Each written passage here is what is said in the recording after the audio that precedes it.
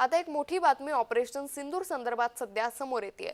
Operation सिंदूरमध्ये 100 पेक्षा जास्त दहशतवाद्यांचा खात्मा झाल्याचं आता कबुली देण्यात आली आहे। मोठी बातमी सध्या या संदर्भातली समोर आलेली आहे। पाकचे 64 सैनिकांचा मृत्यू झालाय तर 90 जण जखमी झाल्याची माहिती देखील सध्या समोर आली आहे। भारतीय सैन्याचे पाक आणि पीओकेतील 9 छावण्यांवरती हे हल्ले होते आणि याच संदर्भात आता या ऑपरेशन सिंदूरमध्ये एकूण 164 जणांचा मृत्यू झाल्याची माहिती समोर आली आहे। भारतीय सैन्य दलानं ही अधिकृत माहिती सध्या स्पष्ट केली आहे।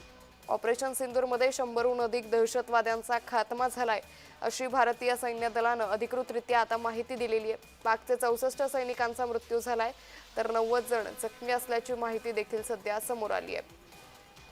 तर भारतीय सैन्यानं पाक आणि पीओके मधील 9 छावण्यांवरती हे हल्ले केले होते आणि यामध्ये एकूण 164 जणांचा मृत्यू झाल्याची माहिती भारतीय सैन्य दलानं दिली आहे। त्यामुळे आता एकंदरीतच 100हून अधिक दहशतवाद्यांचा खात्मा झाल्याची माहिती देखील सध्या समोर आली आहे। ऑपरेशन सिंदूर संदर्भात ही मोठी अपडेट सध्या समोर आल्याचं पाहायला मिळते। या संदर्भात अधिक माहिती घेऊयात आमचे प्रतिनिधी चंद्रकांत शिंदे यांच्याकडून।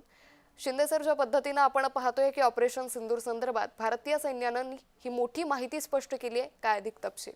अंकिता, खरं तर हे पहिल्यांदाच असा अधिकृत आकडा घोषित करण्यात आला आहे।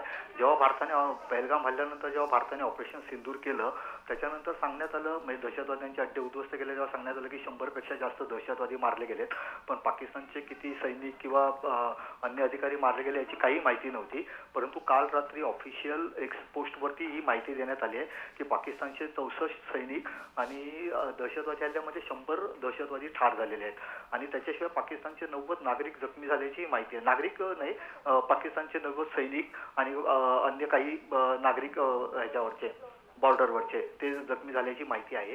पण हा एक म्हणजे जे भारतातले काही विरोधक जेव्हा सरकारला विचारत होते की किती जण मेले, कोण मेले ह्याची माहिती द्या, आपले किती एअरक्राफ्ट पडले त्याची माहिती द्या, तर आपले एअरक्राफ्ट किती पडले माहिती मागण्यापेक्षा त्यांनी पाकिस्तानमध्ये काय झालं त्याची माहिती पाहिजे होती। तर ती माहिती भारतीय सैन्य दलाने काल अधिकृतरित्या घोषित केली आहे आणि त्यानुसार 164 जणांचा मृत्यू आणि 90 जण जखमी झालेले आहेत। अंकिता, निश्चित सर, धन्यवाद आपण दिलेल्या सविस्तर माहितीसाठी। त्यामुळे भारतीय सैन्य दलानं आता ही अधिकृतरित्या माहिती स्पष्ट केल्याचं पाहायला मिळतंय।